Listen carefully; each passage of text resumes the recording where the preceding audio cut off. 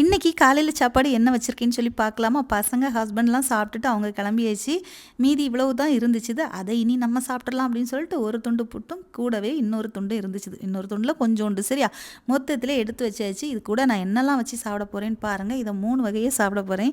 இதில எப்படி சாப்பிட்றது உங்களுக்கு பிடிக்கும்னு சொல்லுங்க. ஃபர்ஸ்ட்டு வந்து கொஞ்சம் சீனி போட்டு கட்டந்தையில போட்டு இப்படி சாப்பிட்றது. இது வந்து சின்ன பிள்ளையில ரொம்பவே ஃபேவரட்டான ஒரு விஷயம். ரொம்பவே விரும்பி இன்னைக்கு வரைக்கும் நான் சாப்பிட்டுட்டு தான் இருக்கேன். இது மாதிரி சாப்பிட யாருக்கெல்லாம் பிடிக்கும்னு சொல்லுங்க. அப்புறம் வந்து வாழைப்பழம். இது வந்து எங்கள் ஊரில் என்ன பழம்னா மோரிஸ் பழம்னு சொல்லுவாங்க. பச்சை பழம் மேலே பச்சை தோலில் தான் இருக்கும். இது வந்து வாழைப்பழம் கூட ஒரு சிலர் சீனி போட்டு சாப்பிடுவாங்க. சும்மா நான் பழம் கூட தான் சாப்பிட்றேன்.